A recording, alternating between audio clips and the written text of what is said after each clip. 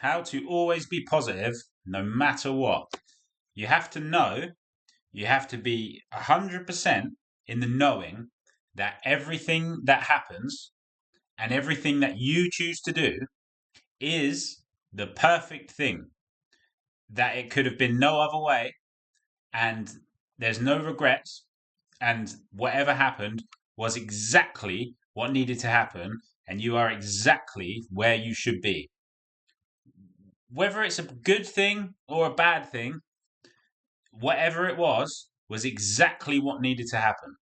And if you made a decision and it turned out to be the wrong choice, that was exactly perfect. That's the knowing that you need to have. And if you sit and you watch, if you become a witness to your own life and really pay attention, start observing your life instead of, so from like back here instead of from here, you will begin to notice that everything that has ever happened to you has actually happened for you, and the world isn't working against you, it's conspiring in your favor. And it's actually the trying to force or resist the natural flow that causes the suffering. Because suffering and pain are two different things. If you're in pain, but you know, even if it's a small amount of pain, large amount of pain, but you know that that pain is there for a reason and it's happening because it needs to, then, and I've been through some pretty severe pain, then you won't suffer because it's the resistance that causes the suffering. So if you can accept it, even if it's horrible, there's like a freedom in the acceptance. And that's the attitude that you need to have to keep your mind positive. Now, I've been like rewiring my mind because from a really young age, I was pretty much conditioned or forced to be constantly scanning for danger. So my mind will always, or it did, I've reprogrammed it, or I am reprogramming it. And I'll tell you how as well. My mind was always jumping to the worst case scenario. So if there was a noise outside, the mind would say, there's someone coming to get you. Or if there was even silly stuff, like if I walk past a house that's number 66, I would, or not me, the mind would say, that's the devil number. Bad things are about to happen. So, and all that sort of stuff. It doesn't matter what it was always jumping to the worst case possible scenario. And what that does is it keeps you like trapped in fear because I was just always looking around for like what is like things to be like afraid of. And it's been a job and a half rewiring it. But what I do to rewire it, so now when I walk past something that, when the mind jumps to a conclusion, I will instantly conjure up the best case scenario and I'll like overwrite it. And that's what I've been doing.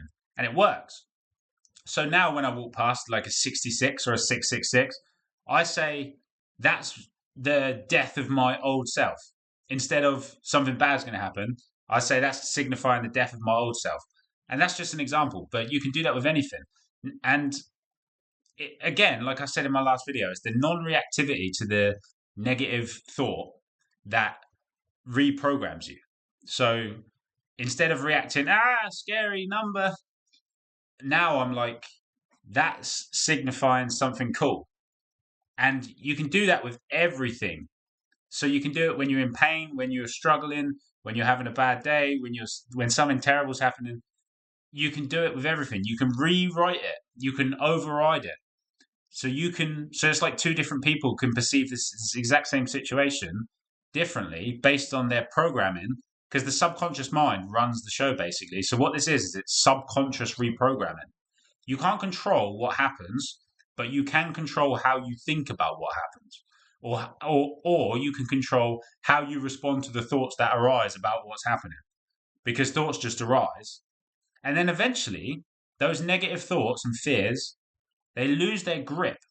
They're still there. They come up, but they dissipate as quickly as they come up. Because if a fear comes up and then you respond to it, it will hang around because you're choosing it. You're like, oh, like it's like fear comes up and then you respond whatever way you do, have a panic attack or start freaking out, whatever it is, and then it will stay around because you've accepted it.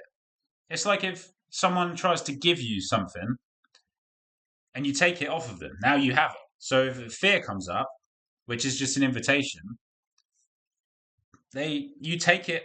Someone's offering you the fear, like the thought, and then you take it. Now you have it. So now you've got that. But if you just don't react to it, you don't. They have to still be holding it. So they you haven't accepted the gift or the invitation or whatever it was.